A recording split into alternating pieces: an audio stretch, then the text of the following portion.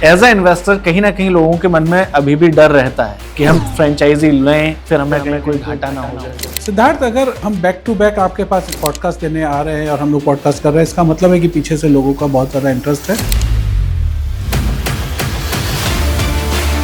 आज की डेट में अगर आप एक अच्छे कैपेसिटी का चार्जर लगा रहे हो तो that is as good as petrol pump. तो यहाँ पर कहीं पे लॉस नहीं होता है। लोग SIP करते हैं इन दिनों, ज़मीन में इन्वेस्टमेंट करते हैं, लेकिन इन सब के पहले अगर वो चार्जिंग स्टेशन लगाते हैं तो कैसे साइमल्टेनियसली वो एक इनकम जनरेट कर रहे होंगे और एक उनका एसेट भी तैयार हो रहा होगा। सी, हमारा तो जो बिजनेस प्लान है वो इस तरह से है कि आपके पास में 15 लाख रुपए हैं तो भी हमारे पास में ऑफर है, आपके पास में 2.5 करोड़ रुपए हैं तो भी हमारे पास ऑफर है, उनके बीच के भी ऑफर है। तो हम तो कई बार पूछते हैं कि आप मुझे बताइए कि आपका टारगेट कितना है, कि आप कितना रुपए अर्न करना चाह रहे हैं, उसके हिसाब से मैं आपको इन्वेस्टमेंट बता देता हूँ। तो हम इसे नए ज़माने का पेट्रोल पंप कह सकते हैं। ये नए ज़माने का पेट्रोल पंप है, ये तो फ्यूल है, ये तो फ्यूल पंप है। अगर कोई चार्जिंग स्टेशन की फ्रेंचाइजी ले रहा है तो वो क्या गलती कर रहा है, उसे चलाने में या लेने में, दोनों में ही। जहाँ पे 60 की जरूरत है वहाँ पे हमने 240 लगा दिया, जहाँ पे 240 की जरूरत है वहाँ पे 60 किलोवाट का लगा दिया। ये समझना यहाँ पर एक थोड़ी सी गलती हो सकती है। जहाँ पे रिक्वायरमेंट ही 240 किलोवाट की है तो वहाँ पे आपको 35 लाख से ही काम होगा। ये नहीं हो सकता कि हम अभी 60 से चला लेते हैं। लिवान तो अपना चार्जर खुद नहीं बनाता, ऐसे में लोग आप पर भरोसा क्यों करेंगे? चार्जर बना के असेंबलिंग यूनिट है, किसी का चार्जर बन नहीं रहा है। जो भी क्लेम कर रहे हैं वो अदानी, टाटा, अंबानी, ये 3 प्लेयर्स हमारी इंडस्ट्री में सबसे ज़्यादा बड़े हैं, लेकिन वो भी चार्जर खुद नहीं बनाते हैं। मेरा कोई इन्वेस्टर है जो फ्रेंचाइजी ले रहा है हैदराबाद में, तो मैं हैदराबाद की ही चार्जर कंपनी का चार्जर लगाता हूँ। कई लोग पूछते हैं कि EV चार्जिंग स्टेशन तो लगा लिया लेकिन ग्राहक नहीं आए तो फिर क्या होगा? कई जगह पे ऐसा होता है कि जहाँ पे गाड़ियाँ आ रही हैं वहाँ पे चार्जर लगाना अकलमंदी है, और कई जगह ऐसी भी होती है जहाँ पे चार्जर लगा देना अकलमंदी होता है, गाड़ियाँ आना शुरू हो जाएंगी। अब लिवांतो ग्रीन प्लस सोलर, ये वाला आपका आइडिया क्या है? इस 15,50,000 रुपए के चार्जर में हम एंड टू एंड सोल्यूशन देते हैं आपको, और 2 साल तक मिनिमम इनकम देते हैं, दैट इज 15,000 रुपए पर मंथ। हमारा जो अगला चार्जर है दैट इज 240 किलोवाट। ये चार्जर जो है ये बस का चार्जर है, इसमें बस ट्रक दोनों चार्ज होते हैं और कार भी चार्ज होती है। तो ये सबसे ज़्यादा यूनिक मॉडल है हमारा। इसके बाद आता है हब।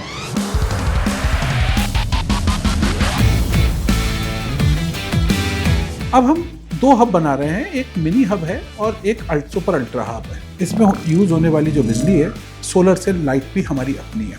हम ओपन एक्सेस लेके बिजली भी अपनी ही जनरेट कर रहे हैं और अपनी ही बिजली लगा रहे हैं। एक आप NHAI के साथ मिलकर कुछ प्रोजेक्ट लाए हैं जो हाईवे पर आप बना रहे हैं, वो क्या है? हम रेस्ट एरिया NHAI से मिला है हमें, उस रेस्ट एरिया को हम डेवलप कर रहे हैं और उसमें EV चार्जिंग स्टेशन लगा रहे हैं। अगर कोई चार्जर खराब हो जाता है तो उसका फिर सब्स्टिट्यूट क्या होगा या वो कितनी देर में सही होगा, इसके बारे में और आप थोड़ा सा बताएं। मैंने अभी आपको पहले बताया कि मैं चार्जर बनाता ही इसलिए नहीं हूँ क्योंकि मैं जिस चार्जर कंपनी से चार्जर खरीदता हूँ उसमें पेनल्टी कला पड़ा होता है। 3 दिन के अंदर अगर वो चार्जर ठीक नहीं होता है तो हम पर डे के हिसाब से उनके ऊपर डैमेज डालते हैं। चार्जर खराब हो गया, पैसा तब भी बनता है? पैसा तब भी बनेगा 3 दिन के बाद। श्रीनगर के अंदर में मिनिस्ट्री में बात चल रही है, 35 फीट का इंडियन फ्लैग मैं लगाने वाला हूँ। तो कुल मिलाकर कश्मीर में झंडा गाड़ दिया। जी हाँ, किसी टाइम पे मोदी जी गए थे लगाने के लिए मैं लाल चौक पे, तो मैं कश्मीर में अपना झंडा गाड़ के आऊंगा। कश्मीर हो गया, देहरादून हो गया, इसके अलावा और कहीं इस तरह का प्रोजेक्ट आपका लिवांतो इंफ्रा का? जयपुर से लेकर जोधपुर का जो एक्सप्रेस वे है उसमें जोधपुर से 30 किलोमीटर पहले हमारे पास 5 एकड़ की प्रॉपर्टी है जो NHAI से मिली है, जिसको हम डेवलप कर रहे हैं EV charging hub and hotels and restaurants rest area.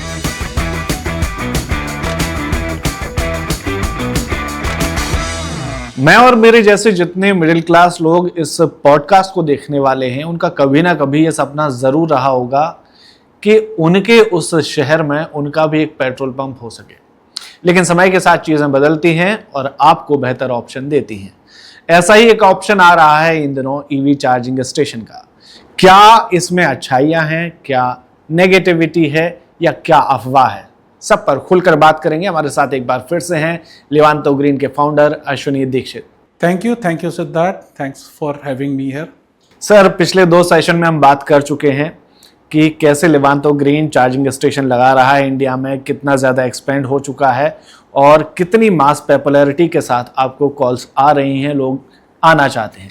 लेकिन एज अ इन्वेस्टर कहीं ना कहीं लोगों के मन में अभी भी डर रहता है कि हम फ्रेंचाइजी लें फिर हमें कहीं कोई घाटा ना हो जाए। सिद्धार्थ, अगर हम बैक टू बैक आपके पास पॉडकास्ट देने आ रहे हैं और हम लोग पॉडकास्ट कर रहे हैं, इसका मतलब है कि पीछे से लोगों का बहुत ज़्यादा इंटरेस्ट है और हम बहुत अच्छा काम कर रहे हैं। जी। अभी हमने आपसे सबसे पहले पॉडकास्ट में बोला था कि हम 600 चार्जर प्लान कर रहे हैं 2017 मार्च में, एंड अभी तक मैं यूआई साइन कर चुका हूँ, जो मैंने लास्ट पॉडकास्ट में भी बताया था, वो 100 के आसपास थी। 50 चार्जर हमारे लाइव हो जाएंगे होपफुली विद इन अ मंथ। सो ये ग्रोथ का रेशियो है, जिससे आप आइडिया लगा सकते हो कि we are on a right track. और कुछ अफवाह ज़रूर हैं लोगों को लेके, लेकिन ये बिल्कुल सच है कि आज की डेट में अगर आप एक अच्छे कैपेसिटी का चार्जर लगा रहे हो तो that is as good as petrol pump. अब पेट्रोल पंप पे भी अगर आप बात करते हो 100 रुपये का अगर आप पेट्रोल बेच रहे हैं तो सिर्फ 3 रुपये का मार्जिन है। 2 सेगमेंट हमारे बड़े अच्छे रहे। हमने बात की कि कैसे लेवांतो ग्रीन एक्सपेंड कर रहा है, लोग इन्वेस्ट कर रहे हैं और कैसे मॉडल सक्सेसफुल है। लेकिन बावजूद इसके मिडिल क्लास लोग जो इसमें सबसे ज़्यादा इन्वेस्ट कर सकते हैं, जो जॉब से एंटरप्रेन्योर बनने का सपना देखते हैं, वो इसमें इन्वेस्ट कर रहे हैं, लेकिन उनको एक डर ये भी रहता है कहीं इसमें घाटा ना हो जाए। तो क्या इसकी पॉसिबिलिटी है सक्सेस होने की और कहाँ गलती हो सकती है?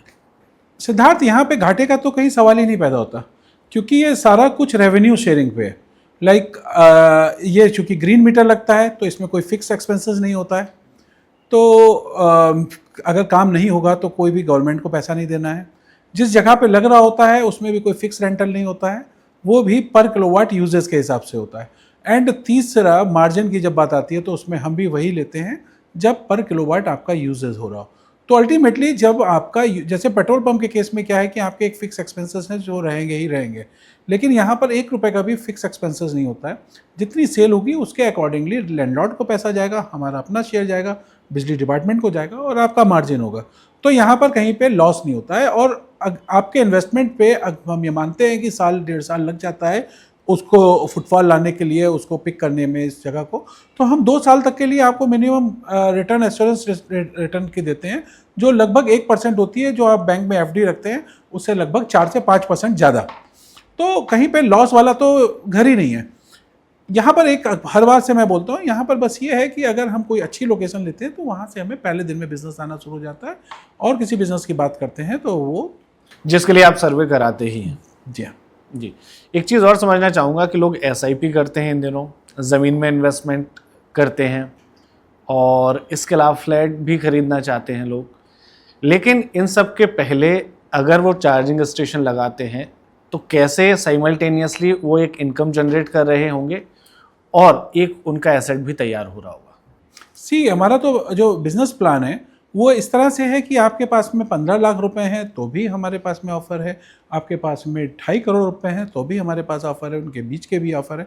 ये डिपेंड करता है कि आप 2 चीज़ों पे, आप कितना इन्वेस्ट करना चाहते हैं एंड सेकंड आप कितना अर्न करना चाहते हैं।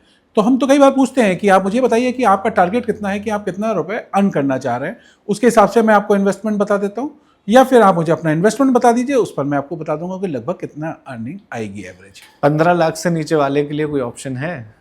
नहीं सर, अभी तक तो नहीं है। बैंक के थ्रू नहीं, किसी बैंक से तो अगर वो 3.5 लाख रुपए लगाते हैं, मैं उसमें भी आपको क्या आपके माध्यम से क्लियर करना चाहता हूँ, बैंक के थ्रू आपको फाइनेंस हो जाता है। हमारा प्रोजेक्ट जो है 70% अप्रूव्ड है पीएनबी से, 70% बैंक से उसकी फंडिंग हो जाती है अगर आपकी सिविल अच्छी है तो।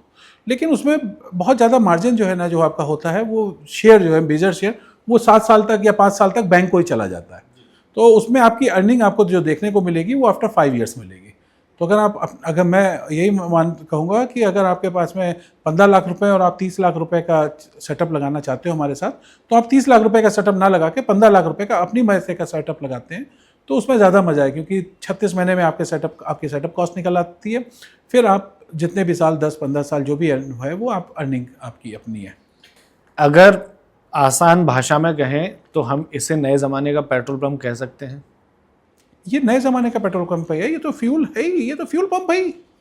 आज अगर अल्टरनेटिव फ्यूल की बात करते हैं तो दैट इज ईवी, और जो डे बाई डे बढ़ रहा है डीजल एंड पेट्रोल के हिसाब से, जैसे हमारी गवर्नमेंट सपोर्ट कर रही है, day by day petrol pump पे पेट्रोल की सेल डाउन हो रही है, और जो अल्टरनेटिव फ्यूल है तो वो यही है। तो this is the fuel pump. Actually this is the fuel pump. Sir, जैसा देखने को मिलता रहा हमेशा से कि पेट्रोल पंप वाले जो हैं वो 1 लीटर पर कुछ 1 रुपए बचा पाते हैं बमुश्किल से, या कई मामलों में वो भी नहीं, उनका खर्च ज़्यादा हो जाता है। क्या इतना या इससे बड़ा अमाउंट एक ईवी चार्जिंग स्टेशन से बचाया जा सकता है? इसको किसी तरह से ज़्यादा ढंग से समझना है तो मैं लेमेज लैंग्वेज में बोलूँ तो 1 किलोवाट 20 रुपये का होता है, एंड 1 लीटर पेट्रोल या डीजल लगभग 100 रुपये के आसपास का होता है। एंड 100 रुपये पे आज की डेट में जो कमीशन है वो 2.5 रुपये से 2.25 रुपये है, चाहे आप पेट्रोल लें चाहे डीजल लें, ये कमीशन मिलता है।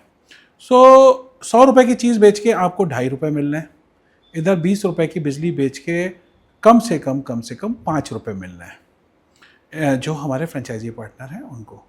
तो उस हिसाब से अगर देखें तो मार्जिन में तो इतना ज़्यादा फ़र्क है कि करीब 100 रुपए के सामने 20 रुपए के आसपास बच जाए। जहाँ पे आपको पेट्रोल बेच के 3 रुपये मिल रहे थे वहाँ पे ये 20 रुपये मिल रहे हैं।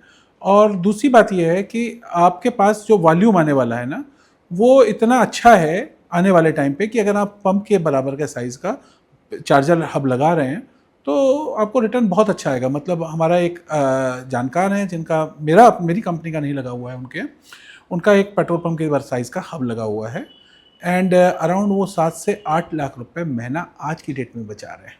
सो हब का, और मुझे नहीं लगता एक बहुत अच्छा पेट्रोल पंप का ओनर ये इतना पैसे की सेविंग कर रहा हो, तो बहुत ज़्यादा फ़र्क आ चुका है। और धीरे धीरे पेट्रोल पंप तो ख़त्म हो रहे हैं, जो पंप दिखेंगे आपको हैं अगले 15-20 साल तक वो ईवी के ही हैं। 20 साल के बाद में हाइड्रोजन पे काम होगा, और हमने एक हाइड्रोजन पे भी थोड़ा बहुत काम शुरू कर दिया। इसलिए अगर कोई चार्जिंग स्टेशन की फ्रेंचाइजी ले रहा है तो वो क्या गलती कर रहा है, उसे चलाने में या लेने में, दोनों में ही? चलाने के केस तो होते ही नहीं है। ये यूजुअली चाहे आप किसी कंपनी का भी लें, वो मॉडल जो होता है वो फोको ही रहता है कि franchisee own and company operate. तो चलाने के केस में कहीं पर भी इस तरह से कोई दिक्कत नहीं आती है। एंड गलती कर रहा है कि केस में बस मैं ये बोल सकता हूँ जहाँ पे मुझे लगता है कि आपके एरिया में लेट से 240 किलोवाट का चार्जर की रिक्वायरमेंट है, वहाँ पे बस और कार के भी चार्जर हैं, या 120 या 240 किलोवाट के चार्जर की ज़रूरत है, या 120 किलोवाट की चार्जर की ज़रूरत है, 180 किलोवाट की चार्जर की ज़रूरत है, और आप उसकी जगह पे जहाँ पे 60 की ज़रूरत है वहाँ पे आपने 240 लगा दिया, जहाँ पे 240 की ज़रूरत है वहाँ पे 60 किलोवाट का लगा दिया। ये समझना यहाँ पर एक थोड़ी सी गलती हो सकती है। इस बात का सोचना कि चलो मैं 15 लाख से शुरुआत कर लूँ और वहाँ पे आपको जहाँ पे रिक्वायरमेंट ही 240 किलोवाट की है तो वहाँ पे आपको 35 लाख से ही काम होगा। ये नहीं हो सकता कि हम अभी 60 से चला लेते हैं और बाद में, क्योंकि जिसने अपनी गाड़ी लेकर आनी है और चार्ज कराना है वो अपना माइंड सेट करके आया हुआ है कि उसकी गाड़ी अगर 75 किलोवाट डिमांड कर रही है तो वो 60 किलोवाट पर चार्ज करके क्यों करेगा। फिर वो आसपास किसी और जगह पर जहाँ पर बड़ा चार्जर लगा होगा वहाँ पर स्टार्ट करेगा, वहाँ से चार्ज करेगा। तो यही एक गलती होती है, ये समझना कि किस लोकेशन पे कितने किलोवाट तक के चार्जर की रिक्वायरमेंट है। ठीक बात है। कुछ एक और मैं देख रहा था जब मैंने इंटरनेट पर सर्च किया कि और भी कई ऐसे ब्रांड्स हैं जो चार्जिंग स्टेशन प्रोवाइड करा रहे हैं और ये दावा कर रहे हैं कि वो चार्जर खुद मैन्युफैक्चर कर रहे हैं। वहीं लिवांतो अपना चार्जर खुद नहीं बनाता। ऐसे में लोग आप पर भरोसा क्यों करेंगे? ये सवाल आपने ऐसा लग रहा है कि मतलब दुखती रग पे हाथ रख दिया, ऐसा सवाल पूछ लिया है जिसका जवाब मैं देना चाह रहा हूँ बहुत ज़्यादा। उससे कई लोगों का ये सवाल आता है। एक ब्रांड है जिसका मैं नाम नहीं लेना चाहूँगा, वो उन्होंने ना हमारी चार्जर इंडस्ट्री में मैं ऐसे बोलूँ कि एक ऑर्गेनाइज इंडस्ट्री को ऐसे बना दिया जैसे MLM की मार्केटिंग। बल्कि एक बार ढंग से कई बार लोगों को बोलता हूँ कि वो बिल्कुल वैसा है जैसे बस के अंदर क्रीम बेचते हैं ना, वो ठग करके, और बेचने का ढंग है वो, उस तरह से इस चार्जर को बेच रहे हैं। नहीं, ऐसा नहीं है। देखिए मैं आपको बताता हूँ, हमारा चार्जर बनाने की, एक तो चार्जर बनाने की यहाँ पे कंपनी फैक्ट्री बहुत लिमिटेड है जो चार्जर बना रही हैं। बाकी जितने भी हैं 2000 चार्जर को असेंबल कर रहे हैं सारे इंस्ट्रूमेंट्स। जैसे स्टेबलाइजर को आप खोलते हो और उसके बाद में सारे पार्ट्स को लगा हुआ देखते हो, ये उस तरह से है। तो चार्जर बना के असेंबलिंग यूनिट है, किसी का चार्जर बन नहीं रहा है जो भी क्लेम कर रहे हैं वो। उनकी जैसी अगर मुझे फैक्ट्री लगाने की बात आ जाएगी तो हमारे 29 स्टेट में 29 स्टेट में मैं 7 दिन के अंदर वैसी फैक्ट्री लगा सकता हूँ जिससे वो चार्जर की फैक्ट्री बोलते हैं। मेरी नज़र में वो चार्जर की फैक्ट्री नहीं, that is the assembly unit. तो पहली बात तो ये आती है। दूसरी बात ये आती है कि हमारे पे क्यों रिलाई कर लें क्योंकि हम चार्जर नहीं बनाते हैं। तो सर, अदानी, टाटा, अंबानी, ये 3 प्लेयर्स हमारी इंडस्ट्री में सबसे ज़्यादा बड़े हैं एंड लीड भी कर रहे हैं इंडस्ट्री को। लेकिन वो भी चार्जर खुद नहीं बनाते हैं। तो ये बिना चार्जर बनाए इतना बड़ा बड़ा इंफ्रा ऐसे ही चल रहा है इनका? उसके बारे में मैं बताता हूँ आपको। देखो सिद्धार्थ, मैं मेरे पास जब कभी किसी की कॉल आती है तो मैं एक जवाब उन्हें देता हूँ कि अगर हम एक जगह पे चार्जर लगा रहे हैं, लेट्स से वो है हैदराबाद, एंड मेरा चार्जिंग लगाने का यूनिट जो बना हुआ है वो लेट्स से मान लेते हैं लखनऊ में, कोई कंप्लेंट आएगी है तो उसकी कंप्लेंट के लिए मुझे लखनऊ से हैदराबाद भेजना होगा उसकी कंप्लेंट को देखने के लिए। सो हैदराबाद में अगर कोई कंप्लेंट आएगी तो क्योंकि हार्डवेयर है, सॉफ्टवेयर की तो बग को हम कहीं पे भी बैठे हुए संभाल लेते हैं, क्योंकि हमारे यहाँ पहले आप बात समझिएगा 3 तरह की कंप्लेंट आ सकती हैं। पहली इलेक्ट्रिक फेलियर, वो वहीं लोकल रीजन से ही संभाली जाती है। दूसरी है हार्डवेयर फेलियर जो चार्जर मैन्युफैक्चरर देखता है, एंड तीसरी है सॉफ्टवेयर फेलियर जो मैं खुद इन हाउस देखता हूँ कि अगर मेरे चार्जर ने पल्स खोई तो हमें इंटीमेशन विद इन सेकेंड आती है। बग हम फील करते हैं कि उसमें बग में क्या रीज़न निकल कर आता है वो हम स्टडी करते हैं, और अगर सॉफ्टवेयर का है तो within half an hour maximum 1 hour हम उस ग्लिच को दूर कर देते हैं। मैं ये मैक्सिमम मान रहा हूँ, हो सकता है 5 मिनट में ही दूर कर दूँ। हार्डवेयर की प्रॉब्लम ये आती है कि अगर हमारी फैक्ट्री लेट्स से लखनऊ में है एंड हमारे चार्जर हैदराबाद में लगे हुए हैं, या तो हम उस स्टेट में 4 या 5 इंजीनियर्स रखें तो उसको मैनेज किया जा सकता है कि हर स्टेट में मेरे 5-7 इंजीनियर हैं, कहीं पे भी कोई कंप्लेंट आई तो उसको मैनेज करेंगे। या दूसरी तरह से आता है वो ये है कि जो टाटा, अंबानी, अदानी कर रहे हैं वो सबसे बेस्ट है, उसी को मैं भी फॉलो कर रहा हूँ, क्योंकि चार्जर की जो असेंबलिंग यूनिट लगाना है ये बहुत बड़ा काम नहीं है। पर आप समझिए, अब मेरी काम करने का ढंग ये है कि अगर मेरा कोई इन्वेस्टर है जो फ्रेंचाइजी ले रहा है हैदराबाद में, तो मैं हैदराबाद की ही चार्जर कंपनी का चार्जर लगाता हूँ। हमारी एक फिक्स उसकी वो है स्पेसिफिकेशन है, उस स्पेसिफिकेशन का चार्जर होता है, मैं उन्हें अपने स्पेसिफिकेशन देता हूँ, वो हमें वो चार्जर देते हैं। ठीक बात है। तो हम हैदराबाद का जब लगाते हैं तो उसमें मुझे फ़ायदा ये मिलता है कि विद इन 1 डे और 2 डे वो ग्लिच दूर हो जाती है। अगर हम गुजरात में लगा रहे हैं तो हम गुजरात का चार्जर लगाते हैं, चार्जर का मैन्युफैक्चर का चार्जर लगाते हैं। तो मेरे पास में क्या है, इतने सारे इंजीनियर्स इकट्ठे हैं, इतनी सारी फैक्ट्रीज इकट्ठी हो जाती हैं बैकअप देने के लिए। नेटवर्क बना हुआ है कि मैं ये बोल के खुश नहीं हूँ कि साहब हम चार्जर बना रहे हैं। अरे हम चार्जर बनाना है, ये आर्ट है ही नहीं। आर्ट है उसके बाद सर्विस देने के लिए में नेटवर्क हो जाना, वहाँ पर जाकर हर कोई फंसता है। तो इसलिए इन ग्रुप ने भी ऐसी स्टडी की और इस तरह से ही प्लानिंग करके रखा हुआ है, और मैंने खुद में भी ऐसे रखा हुआ है। और सर एक बार मैं हर किसी को कहता हूँ कि जब आपको दूध मिल रहा है तो गाय पालने का कोई फायदा नहीं है। अब आगे की चीज़ें देखो ना, आप चार्जर की फैक्ट्री लगाने से अच्छा है कि आप इंफ्रा को और वो कर लो, प्रमोट कर लो, या फिर हम चार्जर को बिल्कुल वैसे ही बनाएं जो शुरू से लेके आखिर तक असेंबल ही हम कर रहे हैं, स्टार्ट फ्रॉम फोमोटेक। अब है क्या कि चार्ज स्पेयर उसके सारे कंपोनेंट्स हम ही बना रहे हैं। जी हाँ, सारी चीज़ें हम बना रहे हैं। ठीक वैसा ही है कि हम फ्लाइट बना नहीं रहे हैं, कोई हम पैसेंजर प्लेन हम नहीं बना रहे हैं, लेकिन सबसे ज़्यादा प्लेन इंडिया में उड़ रहे हैं। सर ये सवाल मुझे कहीं से नहीं मिला, ये मेरा अपना बनाया हुआ है और एकदम मेरे लिए बहुत ज़रूरी है, और मेरा मानना है कि बहुत सारे व्यूअर्स के लिए भी ये बहुत ज़रूरी होगा कि चार्जिंग स्टेशन लगाने के पहले 12 महीने के बाद क्या उम्मीद रखनी चाहिए, या पहले 12 महीने में क्या उम्मीद रखनी चाहिए? जो हमारा ब्रेक इवन है वो सिर्फ 1 घंटा अगर चार्जर चल जाता है, मैं 1.5 घंटा मान लेता हूँ, अगर पूरे दिन में सिर्फ 1.5 घंटा चार्जर चल जाता है तो हमारा ब्रेक इवन निकल आता है। ब्रेक इवन को हम मान के चलते हैं कि हमारे इन्वेस्टमेंट पे लगभग 30% तक का रिटर्न ROI साल भर में आ जाता है। तो 10% चार्जर चलने पे 1.5 घंटे का मतलब लगभग 10% भी नहीं होता, उससे कम ही होता है, या 10% से भी कम होता है। तो अगर 10% से कम चार्जर चलने से हमारा ब्रेक इवन निकल कर आ रहा है तो फिर तो साल भर के बाद में आप ये मानिएगा कि ग्रोथ ही ग्रोथ है। 30% तो बचेगा ही बचेगा। 30% आपका ROI तो निकल के आ ही रहा है ना, ये बेयर मिनिमम है।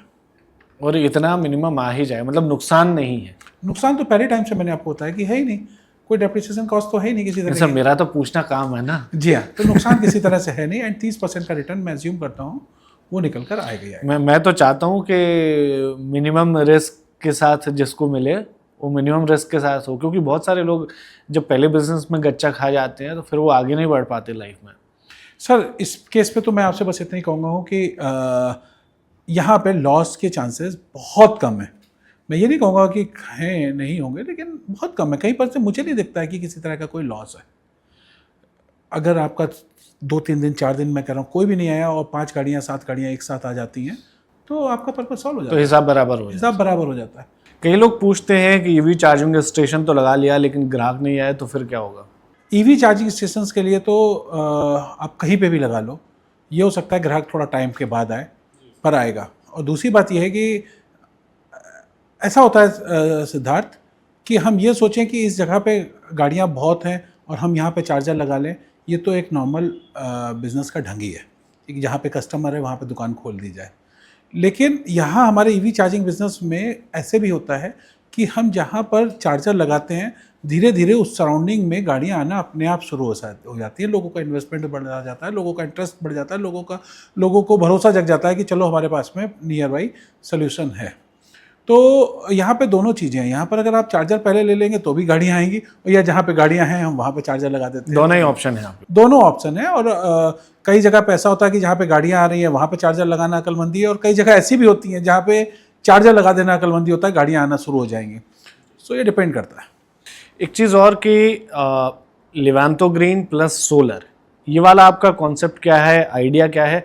क्योंकि एक तो ये है कि आपको सरकार से कनेक्शन लेना है, फिर आप उससे ईवी चार्जिंग स्टेशन चला सकते हैं और फिर उसमें आपको एक बड़ा हिस्सा सरकार को देना है। अब लिवांतो ग्रीन प्लस सोलर, ये वाला आपका आइडिया क्या है? आप सीधे जंप कर गए हैं हमारे सबसे टॉप मॉडल पे जाकर। हम आपको स्टेप बाय स्टेप बता देते हैं सो दैट क्योंकि ये एक ऐसा हमारा पॉडकास्ट होना चाहिए कि जब कभी मेरे से कोई क्वेश्चन आंसर पूछे किसी तरह से भी, तो मैं उसको आपका पॉडकास्ट भेज दूं और उसके सारे डाउट्स क्लियर हो जाएं। तो मैं चाहता हूं कि इसको शुरू से बोलें तो ज़्यादा ठीक रहेगा जी। तो कोई चीज़ मिस नहीं होगी। ठीक है, तो इसको शुरू से शुरू कर रहे हैं। हाँ, इसे शुरू से शुरू करते हैं। पहला लिवांतो ग्रीन है, आप इसको बताइए। लिवांतो ग्रीन हमारा पहला वर्जन है, वर्टिकल है, जिसमें सबसे पहला चार्जर हम 15,50,000 रुपये में 60 किलोवाट का लगाते हैं। इस 15,50,000 रुपये के चार्जर में हम एंड टू एंड सोल्यूशन देते हैं आपको, और 2 साल तक मिनिमम इनकम देते हैं, दैट इज़ 15,000 रुपये पर मंथ। ये मिनिमम एश्योरेंस है। और इसमें भी मैं ये मान के चलता हूँ, अभी तक जिनको दी है और जिनसे शुरू होने वाली है, मैं ये मान के चलता हूँ कि साल भर के बाद में कभी भी आपको मिनिमम एश्योरेंस पे आपको डिपेंड नहीं होना होगा, इससे ज़्यादा आपको आना शुरू हो जाता है। तो पहला चार्जर है हमारा 15,50,000 रुपये का, दैट इज़ 60 किलोवाट। दूसरा है 20,50,000 रुपये में, that is 20 kilowatt, sorry that is 90 kilowatt. So 90 kilowatt का है और 60 किलोवाट का है, इन दोनों में फ़र्क क्या है और क्यों ज़रूरत पड़ती है? अभी आज हम बात करते हैं तो टाटा के 6,000 चार्जर में 30% चार्जर 30 किलोवाट के लगे हुए हैं। क्योंकि उन्होंने स्टार्टिंग में लगाया था, उस समय गाड़ियाँ छोटी थी, और गाड़ियाँ जब छोटी थी तो उनको बहुत ही कम उसके पावर की रिक्वायरमेंट होती थी, तो 30 किलोवाट भी चलता था, क्योंकि गाड़ी के जो डिमांड करती थी वो 30 किलोवाट इज़ सफिशेंट। धीरे धीरे गाड़ियाँ बड़ी आ गई, 60 किलोवाट के में होता क्या था कि 30 किलोवाट ये एंड 30 किलोवाट दूसरे में भी डिवाइड हो गया, तब भी चल जाता था। लेकिन अब धीरे धीरे और गाड़ियाँ बड़ी हो रही हैं। तो मेरा सबसे सजेशन होता है कि हम ऑब्सोलीट ना हो जाएं, हम पुराने ना हो जाएं। जैसे टाटा के आज 30% चार्जर किसी काम के नहीं रह गए हैं, मेरा मानना है। तो आप आज चार्जर लगाते हो एंड वो 3 साल या 4 साल बाद, इवन हमारे चार्जर अपग्रेडेबल होते हैं, लेकिन उसके लिए नए सिरे से सारी वर्किंग होती है, चार्जर अपग्रेड होता है, बाद में बिजली का कनेक्शन भी उसी हिसाब से लिया जाता है। तो चूज़ करते हैं, कुछ जगह ऐसी हैं जहाँ पे कोई भी चार्जर नहीं होता है, तो हम 60 से शुरू कर देते हैं। लेकिन कहीं पे अगर 4-6 चार्जर आसपास लगे हुए हैं, तो मैं कहता हूँ कि आप 60 की जगह 90 पे लगेंगे तो आप उस मार्केट में से थोड़ा सा यूनिक हो जाते हो, एंड आपके पास क्राउड पहले आएगी है जिसका 40, क्योंकि जिसको हर आदमी को ना बेस्ट चाहिए, अगर और कम टाइम में चाहिए, तो अगर उसको दिखता है कि 5 चार्जर 60 के लगे हैं और एक 90 का लगा हुआ है, तो वो 90 पे पहले जाएगा। तो उस जगह पे हम सजेस्ट करते हैं कि आप 90 का लगाएं, लेकिन उस पर मिनिमम गारंटी जो है वो 15,000 होती है। बस ये है कि आपको बिजनेस एश्योरेंस और अच्छी मिल जाती है, इस पर फुटफॉल ज़्यादा अच्छा आएगा, तो 90 होता है। हमारा जो अगला चार्जर है दैट इज़ 240 किलोवाट। ये चार्जर जो है ये बस का चार्जर है, इसमें बस ट्रक दोनों चार्ज होते हैं और कार भी चार्ज होती है। तो ये सबसे ज़्यादा यूनिक मॉडल है हमारा, और इसका आपको विश्वास करिए सिद्धार्थ, जो भी जिनका विज़न बड़ा है, जिन्हें पता है कि हाँ 15 साल तक एक ही चार्जर से काम करना है, उन्होंने हमसे वही चार्जर लिया है। उन्हें पता है कि हो सकता है कि अभी साल 2 साल सिर्फ कार ही चार्ज हो, लेकिन कार भी चार्ज होंगी तो एक ये मैं आपको मॉडल समझता हूँ। लाइक अगर मेरा 240 किलोवाट का चार्जर है, उसमें 2 गन निकली हुई होती हैं। ये दोनों गन अगर हम बस में चाहिए होती हैं तो बस में दोनों गन एक ही साथ लगती हैं। एक साथ 240 किलोवाट बस में नहीं जा पाता है, तो हम 2 गन लगाते हैं, 120 किलोवाट की और 240 किलोवाट बस में जा रहा है। अब वही चार्जर रखा हुआ है और दोनों गन लगी हुई है 120 किलोवाट की। तो 120 किलोवाट में सिद्धार्थ ऐसे समझो कि आज आने वाली जो गाड़ियां हैं जो इस समय BYD की हैं या टाटा की जो हैरियर है एंड मर्सिडीज और BMW की तो हैं, ये डिमांड करती हैं 75 टू 80 किलोवाट। तो जब ये डिमांड 80 किलोवाट की कर रही है तो 90 किलोवाट वाला चार्जर चलेगा या तो एक गाड़ी के लिए, लेकिन अगर वो गाड़ी अगर वो लगा है 90 किलोवाट पे और एट द सेम टाइम कोई और गाड़ी भी आ गई तो वो डाइवर्ट हो जाएगा 45 में। तो 90 किलोवाट वाला भी तभी काम करेगा जब एक चार्जर लगाओ। लेकिन जब हम बात करते हैं 120 किलोवाट की, तो अगले मैं जो एज्यूम कर रहा हूँ, क्योंकि हम ये मान के चलते हैं कि हम USA से करीबन 10 साल पीछे और चाइना से 20 साल पीछे। बिल्कुल। तो USA में आज 10 साल पीछे की बात करते हैं तो सिर्फ और सिर्फ 340 किलोवाट मैक्सिमम है उनके पास, अदरवाइज वो 240 किलोवाट पे बात कर रहे हैं। तो यानी कि जो आज हम ये 240 एक साथ है या 120 होता है। ओके। अगर आपको जब दोनों गन लगा देंगे हैं तो 240 चला जाएगा, अदरवाइज 120 की गन। और जो बड़ी कार आती हैं SUV, उनमें दोनों साइड चार्जिंग पॉइंट रहते हैं? नो, बस में ही दोनों होते हैं। कार में डिमांड आज की डेट में जो है, कार जो डिमांड कर रही है दैट इज 75 किलोवाट। अगर मान लीजिए स्ट्रेच हो गए, जो कि आज तक किसी की कभी जरूरत नहीं आ रही, लेकिन स्ट्रेच करके बढ़ भी जाएगा तो 120 किलोवाट तक जाएगा, वो भी 10 साल में। ये वाला चार्जर घर पर लगा सकते हैं लोग? Not at all. इसके लिए तो 240 किलोवाट का तो कनेक्शन चाहिए, और वो सप्लाई मिलेगी नहीं, बहुत इजीली नहीं मिलेगी। अभी आप मानिए कि हम देहरादून दिल्ली देहरादून एक्सप्रेस वे पे 2 साइड में 2 बस के और 90 किलोवाट के चार्जर लगा रहे हैं। सिर्फ उसके लिए स्पेशली लाइन खींचने के लिए we spend more than 1.5 CR। अरे बाप रे। ये मेरे उस सवाल का जवाब है जो मैं पूछने वाला था, लेकिन उससे पहले जवाब आ गया। सवाल ये था कि क्या लोग अगले 5-7 साल में ऐसे चार्जर ले आएंगे जो घर पर ही उनका वाहन चार्ज कर दें? खैर, आपने उसका जवाब दे दिया। अभी हम लोग उस पॉइंट से भी हट रहे हैं जो जिससे हम लोग चले हुए हैं। जी। हमारा पॉइंट है कि हमारे पास फ्रेंचाइजी कितनी है, तो हम 240 पे रुक गए थे, जिसके बीच में आपके और हमारे सवाल शुरू हो गए थे। 240 किलोवाट के बाद में एक और चार्जर है, दैट इज 360 किलोवाट, जिसका अभी तक हमने किसी का बुक नहीं करा है, पर हम अपनी फ्रेंचाइजी के हिसाब से आपको बता रहे हैं। दैट इज 45 lakhs 360 किलोवाट पे। ये एक्सट्रीम है जो चार्जर हम रिटेल में लगा कर दे रहे हैं। ये तो फ्रेंचाइजी हो गई हमारी रिटेल चार्जर के, लोकेशन वाइज डिपेंड करता है। इसके बाद आता है हब। अब हम 2 हब बना रहे हैं, एक मिनी हब है और एक सुपर अल्ट्रा हब है। मिनी हब में हम 3 चार्जर लगा रहे हैं कार के, बस के, और 1 चार्जर लगा रहे हैं कार का, या फिर 2 चार्जर लगा रहे हैं कार के। वो है 1 मेगावाट, मतलब 1000 किलोवाट का एक हब। और जो अल्ट्रा हब है वो है 2 किलोवाट का, 2 मेगावाट का हब। इसमें एक अच्छी सी बात यह है सिद्धार्थ, इसमें यूज़ होने वाली जो बिजली है वो राजस्थान, यूपी और गुजरात में अगर लगा होता है, हम लगा रहे हैं जो, उसमें सोलर से लाइट भी हमारी अपनी है। हम ओपन एक्सेस लेके बिजली भी अपनी ही जनरेट कर रहे हैं और अपनी ही बिजली लगा रहे हैं।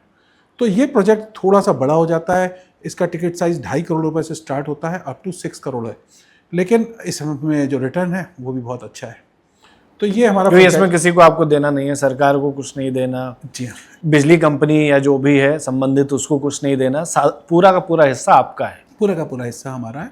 कॉस्टिंग गिर जाती है और साथ के साथ हम कंपीट करवाते हैं। और इन सारी बातों के अलावा एक और अच्छी सी बात ये कि हम यहाँ पर बैठे हुए हैं सिर्फ इस काम के लिए नहीं है कि हमें एनर्जी को यूज़ ही करना है, साथ के साथ हमें ये भी देखना है कि हम एनर्जी को सोर्स कैसे कर रहे हैं। अब राइट, वो एनर्जी सोर्स करने के लिए भी हमारे पास में हम जो 1 मेगावाट और 2 मेगावाट के चार्जिंग हब लगा रहे हैं। और बढ़िया बात, लिवांतो इंडिविजुअली लगा रही है। अभी तक आपने जितने के भी हब देखे होंगे हैं कि देखिए, लिवांतो इज द बूटस्ट्रैप कंपनी। लिवांतो का ने कोई अपनी इक्विटी नहीं बेची हुई है, लेकिन हम 100% 1% भी नहीं, 1% भी नहीं, हम 100% ओन करते हैं।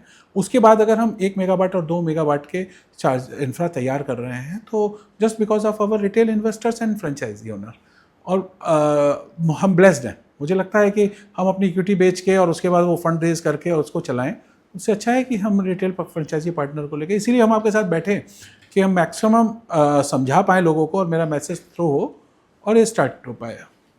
कल एक सिनेरियो नोएडा ने देखा, बहुत तेज आंधी आई, बहुत सारा नुकसान हुआ, पेड़ टूटे, इंफ्रा भी टूटा।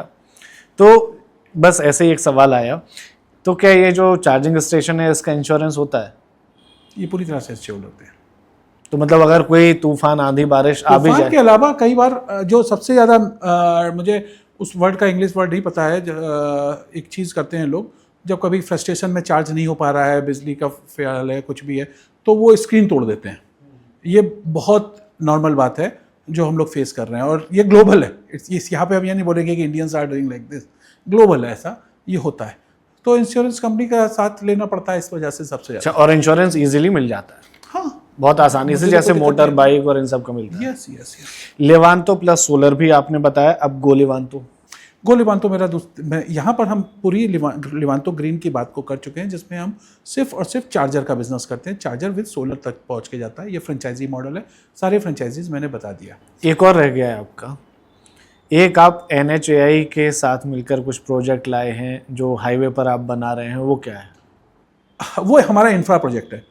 जैसे कि हम दिल्ली देहरादून के अंदर में अभी दोनों साइड में, मैंने आपको पिछले एपिसोड में बताया था कि हम रेस्ट एरिया NHAI से मिला है हमें, उस रेस्ट एरिया को हम डेवलप कर रहे हैं और उसमें EV चार्जिंग स्टेशंस लगा रहे हैं। इसके बाद में ये मुझे मिला है दिल्ली देहरादून के मिड पॉइंट पे। और इसके अलावा अब जो मुझे मिला है, जो सबसे बड़ा अचीवमेंट है, वो है हमें श्रीनगर से 35 किलोमीटर पहले अनंतनाग डिस्ट्रिक्ट में 5 एकड़ जगह NHAI से मिली है, जिसे हमने डेवलप कर लिया है। और यात्रा से पहले अमरनाथ यात्रा 3 जुलाई से पहले हम उसको स्टार्ट कर देंगे। तो यानी कि इसका लोकेशन भी मैं चाहूँगा कि एडिटर वीडियो में डाल दें, सो दैट कि लोग जाके देख भी सकें। यस, उसमें हम देवयानी ग्रुप से बात कर रहे हैं, तो KFC भी वहाँ पे होगा, सबवे भी वहाँ पे होगा, कोस्टा कॉफ़ी भी होगी, एंड कुछ बड़े ग्रुप जॉइंट से भी बात चल रही है, जैसे बीकानेर एंड हल्दीराम, वो भी होगा हमारे वहाँ पे। एंड हमारा EV चार्जिंग का बहुत बड़ा स्टेशन होगा, एंड पेट्रोल पंप है, एंड दो या 3 कमरों के अलग अलग 2-3 सेट हैं जो वहाँ पर हम बना रहे हैं। और इसके लिए भी मुझे, क्योंकि ये बहुत बड़ा प्रोजेक्ट है, एक ये है और एक ये प्रोजेक्ट है, इसके बाद दूसरे प्रोजेक्ट की भी बात करेंगे। इस प्रोजेक्ट के लिए भी मुझे आने वाले टाइम पे इन्वेस्टर्स चाहिए होंगे, सो दैट हम इसको बहुत बड़े से कर पाएँ। क्योंकि इसमें मुझे सबसे ज़्यादा जो किक मिल रही है, वो ये मिल रही है कि उस 5 एकड़ में श्रीनगर के अंदर में मैं 35 फीट का, मेरे मिनिस्ट्री में बात चल रही है, 35 फीट का इंडियन फ्लैग मैं लगाने वाला हूँ। तो कुल मिलाकर कश्मीर में झंडा गाड़ दिया है। जी हाँ, किसी टाइम पे मोदी जी गए थे लगाने के लिए मैं लाल चौक पे, तो मैं कश्मीर में अपना झंडा गाड़ के आऊँगा। एंड होपफुली ये जैसे ही हमें अप्रूवल मिल जाएगी, वहाँ पे there is a lot of protocols जो इंडियन फ्लैग को लगाने के लिए चाहिए होती है। तो जैसे ही मुझे अप्रूवल मिलेगा, तो मेरे लिए वो सबसे बड़ा अचीवमेंट है। डिस्पाइट ऑफ दैट, वो मैं एक सेल्फी पॉइंट बना कर रखूँगा। जी, एक आखिरी सवाल है जो मुझे एक direct face to face query से मिला था, और ये आखिरी सवाल है इस सेगमेंट का, कि अगर कोई चार्जर ख़राब हो जाता है तो उसका फिर सब्स्टिट्यूट क्या होगा, या वो कितनी देर में सही होगा, इसके बारे में और आप थोड़ा सा बताएं। मैंने अभी आपको पहले बताया कि मैं चार्जर बनाता ही इसलिए नहीं हूँ क्योंकि मैं जिस चार्जर कंपनी से चार्जर खरीदता हूँ उसमें पेनल्टी क्लॉज पड़ा होता है। नहीं, मैं वो टाइम ड्यूरेशन जानना चाहता हूँ। जी हाँ, वही बात बता रहा हूँ, पेनल्टी क्लॉज पड़ा होता है। 3 दिन के अंदर अगर वो चार्जर ठीक नहीं होता है तो हम पर डे के हिसाब से उनके ऊपर डैमेज डालते हैं। जी, तो मेरे हिसाब से कहीं पर से इसमें कोई लॉस ही नहीं होता है। अदरवाइज चार्जर खराब हो गया, पैसा तब भी बनता है। पैसा तब भी बनेगा 3 दिन के बाद, क्योंकि हम तो उनसे आपको 8 साल का मेंटेनेंस दे रहे हैं, तो उनसे भी 8 साल का मेंटेनेंस लेते हैं, AMC देते हैं, उसके पैसे होते हैं, उसमें कंडीशन, उसमें पेनल्टी क्लॉज है कि 3 दिन के बाद अगर ड्यू टू चार्जर हमारा बिजनेस नहीं चलेगा, then they will pay for that 2000 1000, जो कि बढ़ के 5000 रुपये भी हो जाता है अगर 1 महीना क्रॉस कर जाए। नॉर्म्स, कंडीशंस हैं जिसमें ये लिखा हुआ होता है। ठीक है, तो कश्मीर हो गया, देहरादून हो गया, इसके अलावा और कहीं इस तरह का प्रोजेक्ट आपका लेवांतो इंफ्रा का? सर, अभी हमारे पास में जो लाइनअप है वो इससे भी बड़ा प्रीमियम प्रोजेक्ट है। वो है हम जयपुर से लेके जोधपुर का जो एक्सप्रेस वे है, उसमें जोधपुर से 30 किलोमीटर पहले हमारे पास 5 एकड़ की प्रॉपर्टी है जो NHAI से मिली है, जिसको हम डेवलप कर रहे हैं EV charging hub and hotels and restaurants rest area. So वो भी डेवलप हो रहा है। तो मेरा ये कहना है कि जो पंजाब साइड के लोग हैं या कहीं और के लोग हैं जो कश्मीर में इन्वेस्ट करना चाहते हैं, तो वो मेरे साथ कनेक्ट कर सकते हैं कि NHI से हमारे को सेम एमिनिटीज हैं, same amenities rest area NHI से लिवांतो ग्रीन इंफ्रा को जोधपुर के लिए मिला हुआ है। ये भी हमारे पास में नेक्स्ट 30 ईयर्स के लिए है। एंड ये एक बहुत ही अच्छा इन्वेस्टमेंट प्लान है। तो बहुत बहुत शुक्रिया अश्विनी जी, एक बार फिर से हमारे साथ बातचीत करने के लिए, खास करके तब जब लोग बार बार आपके बारे में पूछ रहे हैं, बहुत सारे सवाल आपके लिए छोड़ के जा रहे हैं। मेरे पास डायरेक्ट क्वेरीज आना शुरू हो गई हैं कि अगर मुझे ये दिक्कत आई तो क्या होगा, वो दिक्कत आएगी तो क्या होगा, इस तरह की। तो उम्मीद करता हूँ कि इसके बाद जो हमारे व्यूअर्स हैं उनको एक साफ और काफ़ी क्लियर पिक्चर मिल गई होगी। ईवी में इन्वेस्ट करना है या ईवी चार्जिंग स्टेशन में इन्वेस्ट करना कितना इम्पॉर्टेंट है। और ये ठीक वैसा ही है जैसे किसी ने कुछ समय पहले ओयो या फिर जोमेटो की फ्रेंचाइजीज में इन्वेस्ट किया या पेट्रोल पंप पर इन्वेस्ट किया है, या उस रिटर्न भी उससे ज़्यादा ही है। एंड टेस्टेड एंड ट्राइड है, किसी तरह से ऐसा नहीं है। एंड एक रिक्वेस्ट मैं और करूँगा कि डिस्पाइट ऑफ, क्योंकि हम कमेंट्स बहुत सर्च नहीं कर पाते हैं, तो मेरा पर्सनल नंबर आप हर बार देते ही हैं जी। किसी तरह का कोई भी क्वेरीज हो, जो भी आपको लगता हो, आप मुझे व्हाट्सएप डाल दीजिए। मैं कोशिश करूँगा 24 घंटे के अंदर उसका रिप्लाई करने का। तो दर्शकों, आपके पास ये नंबर जो है स्क्रीन पर आप देख सकते हैं, कमेंट बॉक्स में भी मिल जाएगा, डिस्क्रिप्शन में भी मिल जाएगा। और आपकी जो भी क्वेरीज हैं वो आप सीधा फाउंडर से जाकर पूछ सकते हैं। मेरे पास इनके उतने बेहतर जवाब नहीं होंगे जितने बेहतर जवाब आज आपको मिल गए हैं, या आप डायरेक्ट फ़ोन करके भी पूछ सकते हैं। थैंक यू अश्विनी, एक बार फिर से मैं ज्वाइन करने के लिए। Thank you so much. Subscribe to One India and never miss an update. Download the One India app now.